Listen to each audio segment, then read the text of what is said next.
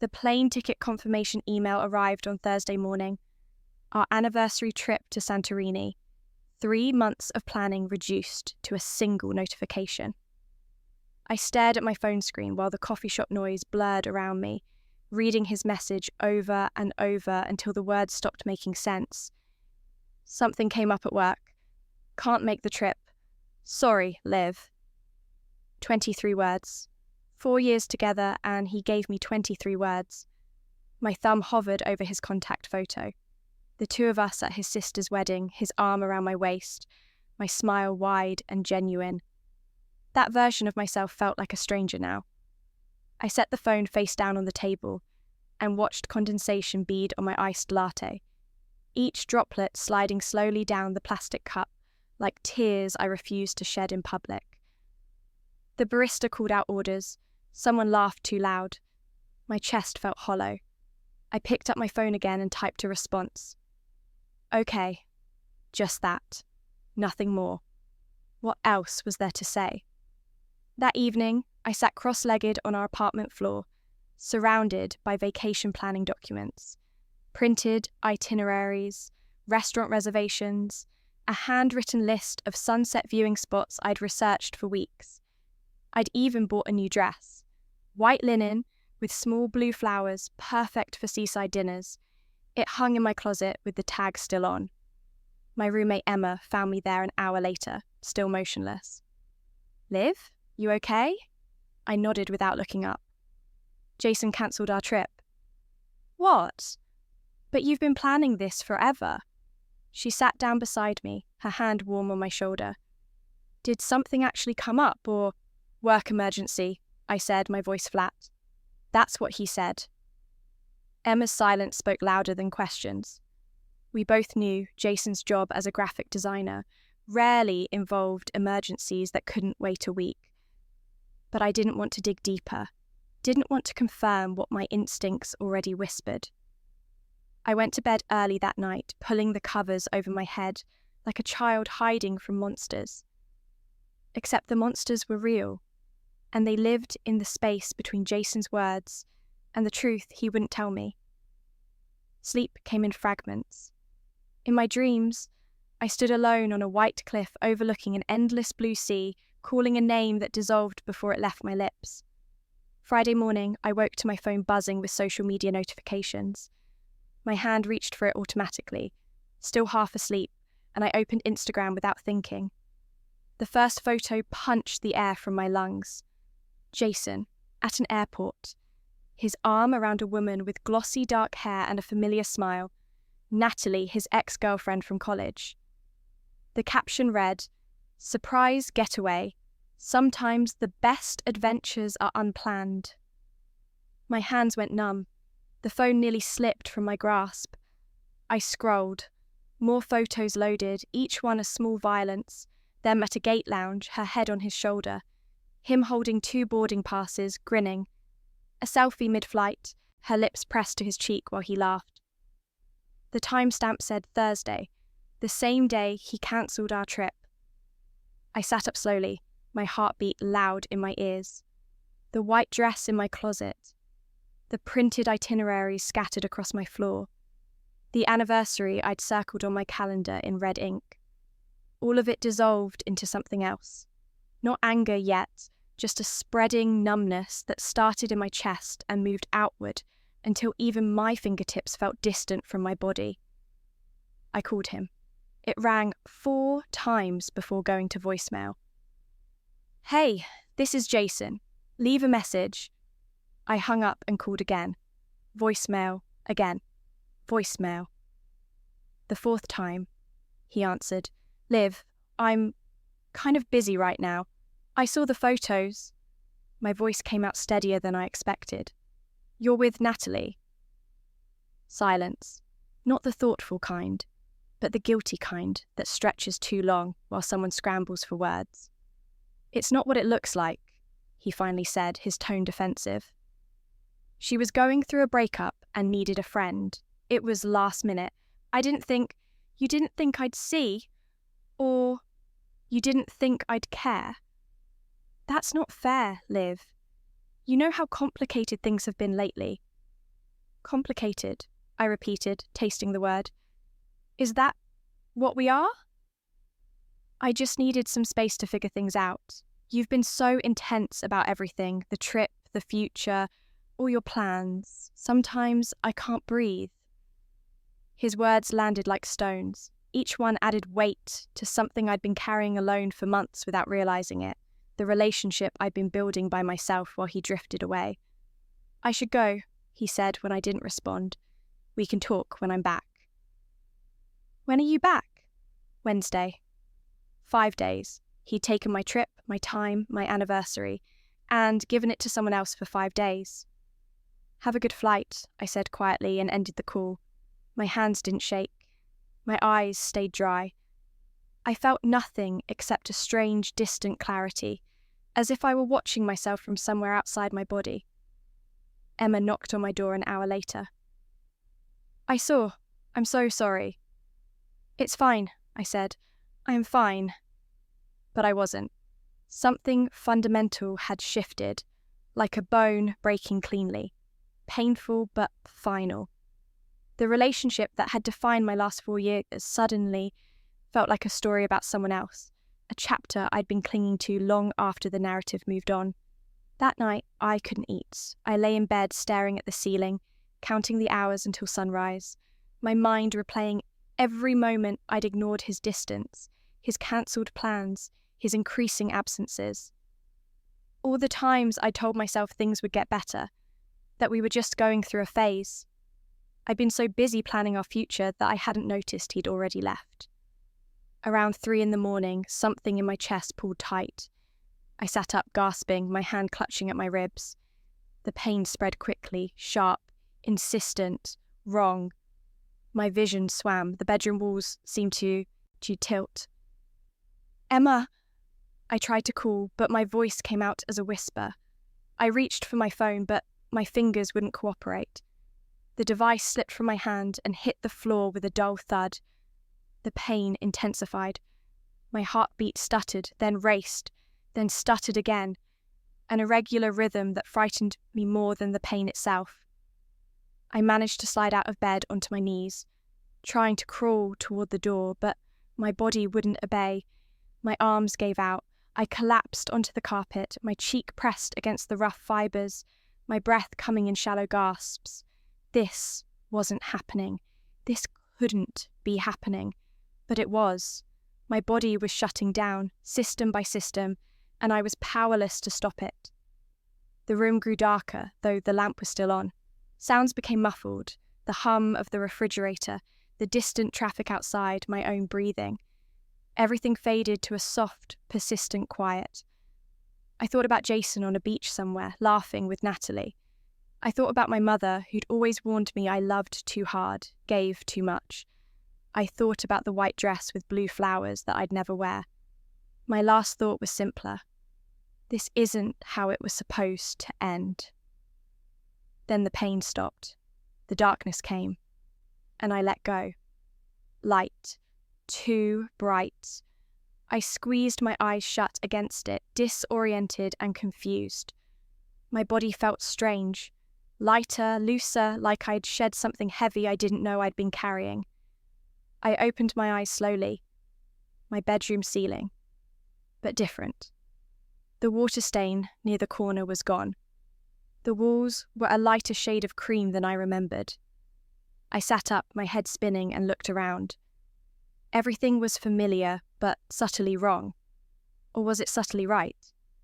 The furniture occupied the same spaces, but the arrangement felt younger somehow, less settled. My phone sat on the nightstand, pink case instead of clear. I hadn't used a pink case in years. I grabbed it, my fingers trembling, and stared at the date on the screen. March 15th, 2022. 3 years ago. 3 years before the trip, before the cancelled anniversary, before Natalie's photos broke something in me I couldn't fix. My breath came fast and shallow. This wasn't possible. I'd died. I remembered dying, the pain, the darkness, the release. But here I was, alive and 25 again, sitting in the apartment I'd shared with Emma, before Jason and I moved in together, before everything fell apart. I stumbled to the bathroom and stared at my reflection. Younger, softer. My hair was longer, still dyed the auburn shade I'd worn before cutting it short last year. No dark circles under my eyes, no tension lines around my mouth. My hands gripped the sink edge. The memories flooded back. Not fading like dreams, but sharp and clear and undeniably real. Every moment of the next 3 years played in my mind like a film I'd already seen.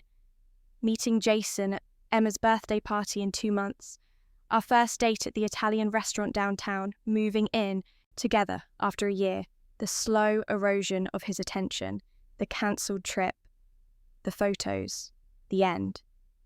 All of it waiting to happen again, unless I changed it. The thought landed with crystalline clarity. I had died heartbroken and empty. Having given everything to someone who valued me so little, he replaced our anniversary trip with his ex-girlfriend. But that future hadn't happened yet. It existed only in my memory, a ghost timeline I could now prevent. This was my second chance. Not to get revenge, not to save the relationship. I didn't want to save something that had been slowly killing me. This was my chance to save myself.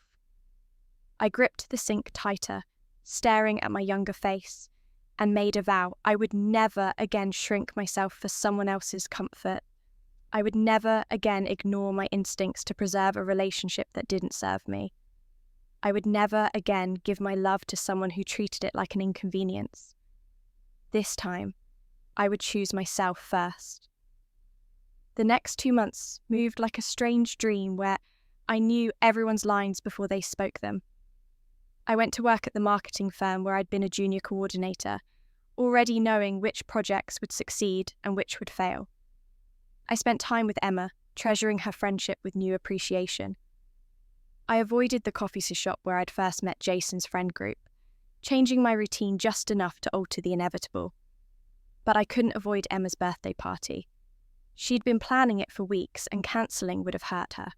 So I went, armed with knowledge and determination. Jason arrived late, exactly as I remembered, tall, charming, with an easy smile that had once made my heart race. Now I watched him objectively, seeing him clearly for the first time, handsome but unfocused, charismatic but uncommitted, the kind of man who collected attention without knowing what to do with it once he had it. He approached me by the drinks table, his opening line the same as before. "I haven't seen you at these things before." "First time," I said neutrally, not offering the warm smile that had started everything last time. "I'm Jason." He extended his hand, his confidence obvious. "Olivia." I shook it briefly, then turned back to my drink. He blinked, surprised by my lack of interest. In my previous life, I'd been so eager, so flattered by his attention. Now I felt nothing except mild curiosity about how this would play out. "You here alone?" he asked, leaning against the table with studied casualness. "With friends," I said, scanning the room for Emma. "Maybe I could get your number? There's a great coffee place downtown I could show you." "Thanks, but I'm not looking to date right now." The words came easily, without the apologetic tone I would have used before. Simple, direct, true. His smile faltered. "Oh, okay, well, if you change your mind, I won't." I met his eyes steadily. "But have a good night." I walked away, my heart steady and calm. No regret, no what-ifs, just clean, simple closure on a future that would never happen. Emma found me a few minutes later. "Did Jason just hit on you?" "Briefly." "And?" She looked intrigued. "He's cute. Is right?" "Not interested," I said. "I have other priorities right now." And I did. Over the next months, I threw myself into work with the knowledge of what was coming. I knew which clients to pursue, which campaigns would succeed, which skills I needed to develop. I took online courses in digital strategy and data analytics. I volunteered for high-profile projects I'd been too timid to pursue before. By August, I'd been promoted to senior coordinator. By December, I was managing my own accounts. By the following March, exactly 1 year after my rebirth, I was offered a position at a prestigious agency in the city, the same company I dreamed of working for in my previous life but never had the courage to apply to. I accepted immediately. My life became full in ways it never had been when I'd centered everything around Jason. I traveled. Weekend trips to Boston, a week in Montreal, a conference in San Francisco where I networked with industry leaders and felt my world expanding with each conversation. I reconnected with friends I drifted from. I took a pottery class and was terrible at it, but loved it anyway. I learnt to cook properly instead of relying on takeout. I read books that challenged me. I went to therapy and unpacked patterns I'd been repeating since childhood. I became someone I actually liked. Jason tried to contact me twice during that first year, once through Instagram, once through Emma. Both times I politely declined to reconnect. The second time, Emma asked me why. "You two would have been good together," she said. "He's still single, you know, still asks about you." "Maybe in another life," I said, meaning it in ways she couldn't understand. But not this one. The trip to Santorini materialized differently this time. In March 2025, the month that would have been my anniversary with Jason, I booked it for myself. Solo travel, something I'd never dared to do before. 10 days of sunshine, ancient ruins, and the freedom to wake up each morning with no agenda except my own joy. I was at the airport 3 hours early, too excited to wait at home. I checked in online, chosen my seat carefully, aisle seat, exit row, extra legroom. And now I sat in the terminal with a cappuccino and a novel, watching people rush past with their complicated lives and urgent destinations. The departure board flickered. My flight number appeared, gate 23. Boarding soon. I gathered my things and made my way through the crowd, my carry-on rolling smoothly behind me. The gate area was packed with families, couples, solo travellers like me. I found a seat near the windows and pulled out my phone to text Emma. That's when I saw him, Jason, walking toward the same gate, his carry-on slung over his shoulder, talking animatedly into his phone. And beside him, matching his pace with practiced ease, was Natalie. The same glossy dark hair, the same confident walk I remembered from those Instagram photos that had destroyed me in another timeline. My heart stuttered, not from pain, but from the sheer improbability of it. They were taking the same trip, not our cancelled anniversary trip. That had never happened in this timeline. This was their trip, whatever that meant for them now. And somehow, impossibly, I was about to share a flight with the man I'd loved and lost in a life he knew nothing about. The universe had a twisted sense of poetry. I watched them from behind my sunglasses as they checked in with the gate agent. Jason laughed at something Natalie said, his hand briefly touching her lower back, a casual intimacy that would have gutted me 3 years ago. Now I observed it with anthropological distance, like watching actors in a play I'd already seen. The gate agent's voice crackled over the intercom. "We'll now begin boarding for flight 237 to Athens. All passengers in Group A may now board." My group. I stood, smoothing my sundress, not the white linen with blue flowers I'd bought in my previous life, but a coral one with thin straps that made me feel confident and free. I joined the line, boarding pass in hand.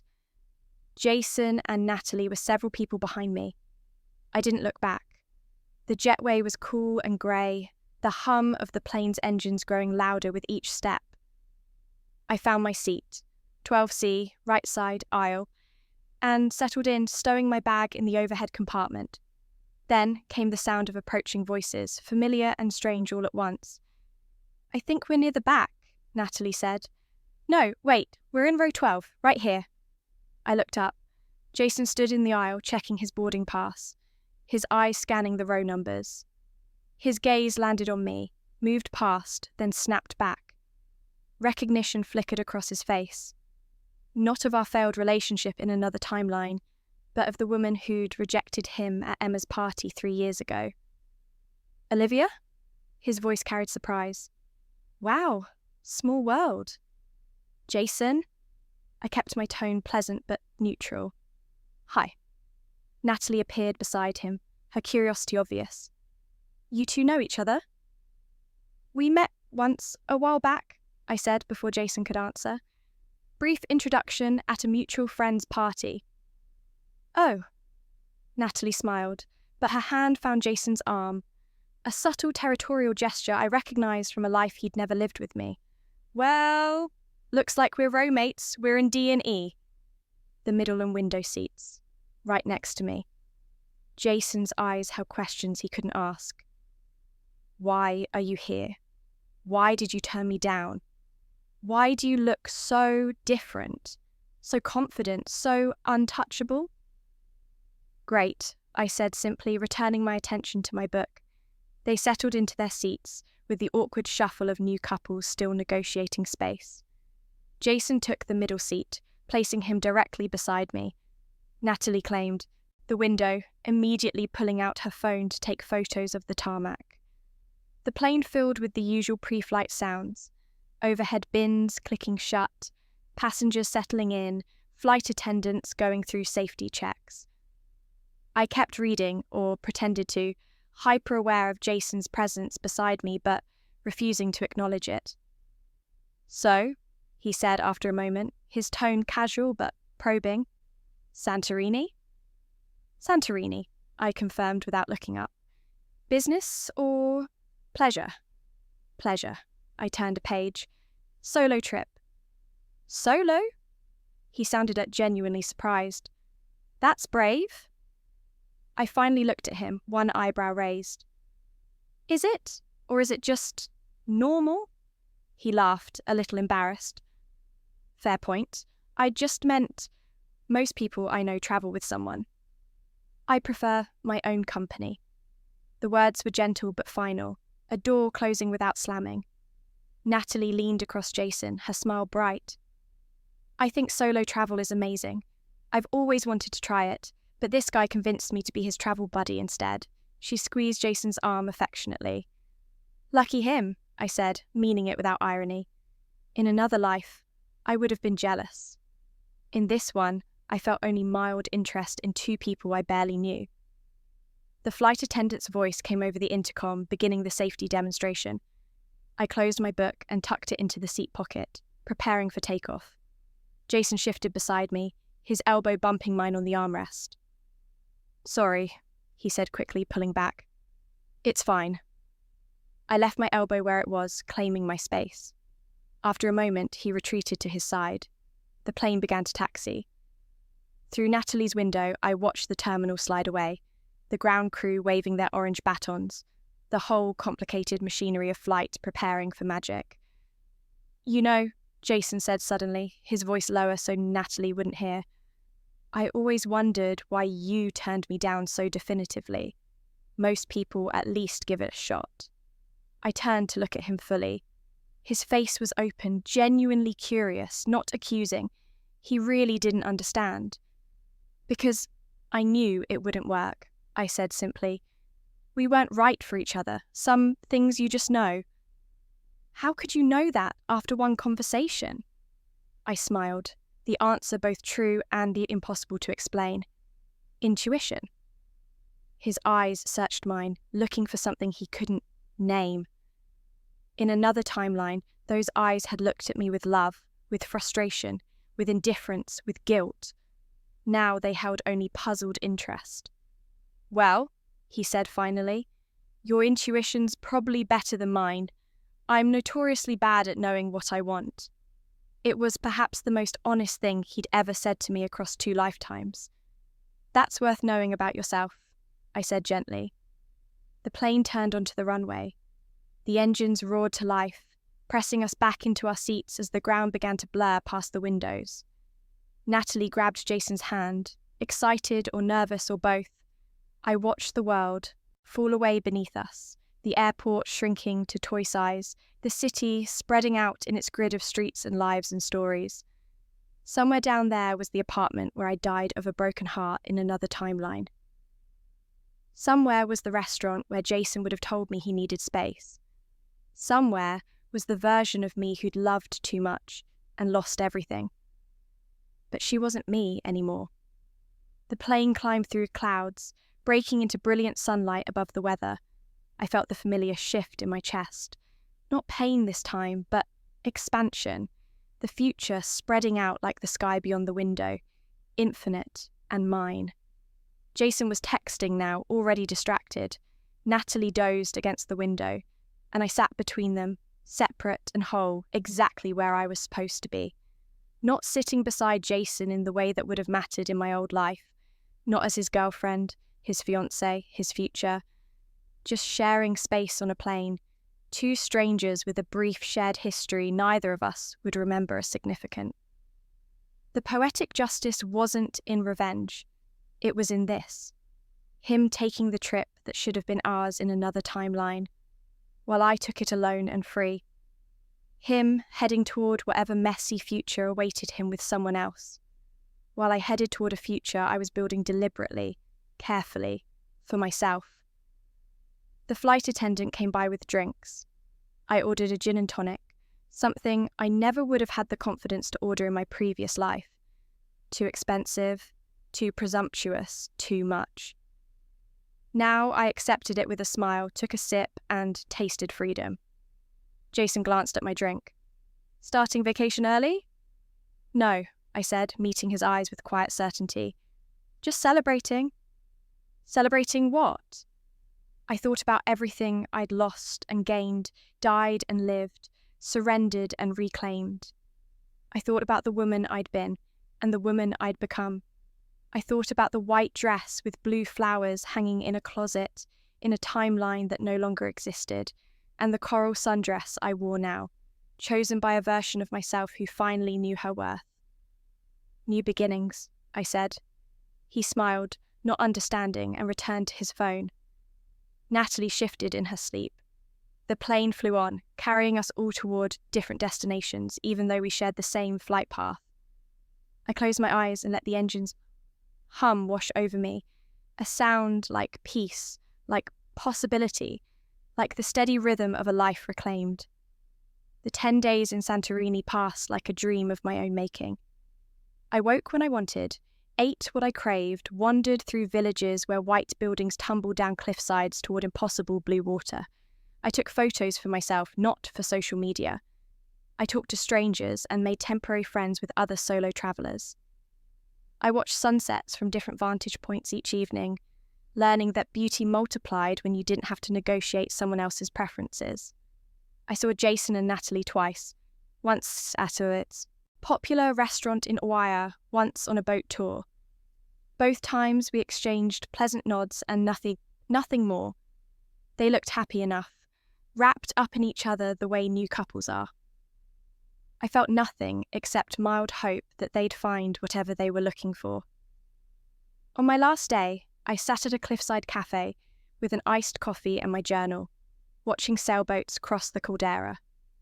I'd been writing every day, processing the strange miracle of my second life, trying to capture what it meant to die and wake and choose differently. My phone buzzed with a message from Emma. "How's paradise? Missing you." I smiled and typed back. "Paradise is real. Coming home tomorrow. Let's have dinner.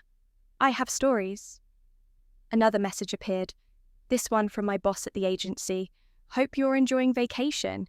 When you're back, let's talk about the creative director position opening up. I think you'd be perfect for it." Creative director, the role I'd dreamed about in my previous life but never believed I could achieve. Now it was being offered, not because I'd schemed or sacrificed, but because I'd worked hard and believed in my own capacity. I set the phone down and looked out at the water, its surface glittering with late afternoon light. The view was identical to what it would have been in my original timeline. Same cliffs, same sea, same ancient beauty. But everything was different because I was different. In my first life, I would have come here shattered by Jason's betrayal, trying to salvage meaning from ruins. In this life, I came whole and left fuller, carrying nothing but my own joy. That evening, I packed my bag slowly, folding each garment with care. The coral sundress, the linen pants I'd worn to dinner, the simple black swimsuit I'd worn while floating in the Aegean. Each piece represented a choice I'd made for myself, a small declaration of autonomy. The flight home was uneventful. Jason and Natalie were on a different airline, their vacation extended by 3 extra days. I didn't mind. Their story was separate from mine now, unfolding in whatever direction their choices led them. At baggage claim in the airport, I spotted a familiar face, Emma, holding a handmade welcome sign that read "World Traveller Extraordinaire" in glittery letters. I laughed and pulled her into a hug. "You didn't have to come get me." "Of course I did. I want to hear everything." She linked her arm through mine as we walked toward the exit. "You look different. Good, different, like you're glowing or something." "I feel different," I said, meaning it in ways that spanned lifetimes. "I feel like myself." In the car, I told her about the trip, the villages, the food, the people I'd met, the quiet joy of following my own rhythm. I didn't tell her about Jason being on my flight. That detail belonged to a story she wouldn't understand, a ghost life that existed only in my memory. "I'm proud of you," Emma said, as we pulled into my apartment complex, "for doing this, for choosing yourself. Thanks for always supporting that choice." "Always," she promised. "That's what friends are for." The months that followed felt like watching a garden grow. Slow, steady, surprising in its abundance. I accepted the creative director position and dove into work that challenged and fulfilled me. I mentored junior coordinators, remembering how lost I'd felt at that stage. I pitched campaigns that pushed boundaries and won awards. I became known in my industry, not as someone's girlfriend or someone's dream, but as myself. Olivia Chen, creative strategist, someone whose opinion mattered. I dated occasionally, but never desperately. I went out with a photographer named David, who made me laugh but wanted different things long term. We parted as friends. I had a brief thing with a woman from my pottery class that fizzled naturally after a few months. I learned to enjoy connection without needing it to define me. Through social media's strange alchemy, I sometimes saw updates from Jason's life. He and Natalie dated for 8 months before breaking up, the split looking amicable but tinged with the exhaustion of 2 people who tried hard and still couldn't make it work. He moved to Portland for a job opportunity. She stayed local and started her own business. I wished them both well, genuinely, from the distance of someone who'd once loved one of them in a life he'd never know about. 1 year after my Santorini trip, I received an unexpected message on LinkedIn. Jason's name appeared in my notifications, a connection request with a note attached. "Hey, Olivia, I know this is random, but I saw your recent campaign for the tech startup, and it was brilliant. Would love to pick your brain about a project I'm working on. Also, I've thought about our brief conversation on that flight a few times over the year. You were right about intuition. Some things you just know. Hope you're well." I stared at the message for a long moment, my finger hovering over the keyboard. In another life, this might have felt like vindication or closure or the beginning of something new.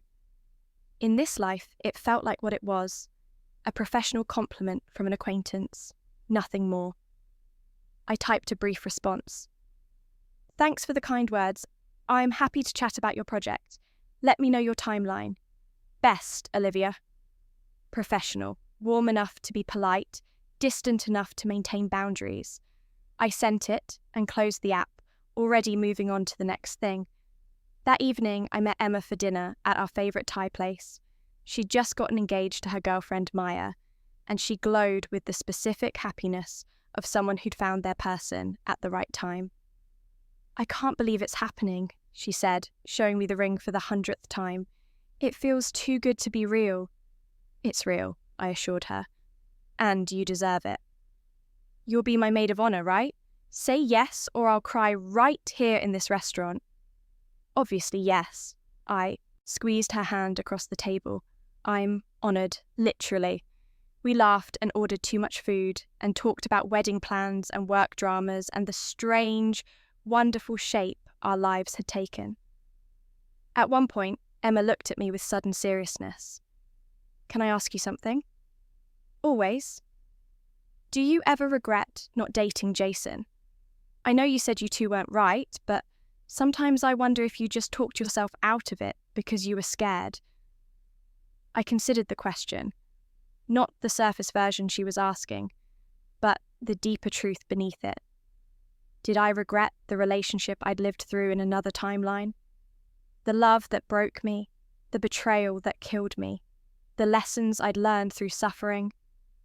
No regrets, I said finally. Everything happened exactly as it should have. Emma nodded, accepting this. You seem happy, genuinely happy. That's all I've ever wanted for you. I am happy, I said, and knew it was true in a way it had never been before, not happiness dependent on someone else's presence or validation, but happiness rooted in my own choices, my own worth, my own carefully tended life. We finished dinner and walked through the city streets, the summer evening warm and full of possibility. Couples strolled past holding hands, friends laughed on restaurant patios. Somewhere, musicians played jazz in a park. The world continued its complicated dance of connection and separation, love and loss, choice and consequence. I died once, heartbroken and small, having given everything to someone who valued it so little. I'd been reborn with the gift of memory, the knowledge of what not to do, the wisdom that comes from living a life so wrong you can build a new one from its ashes. And I'd built something beautiful. Not perfect.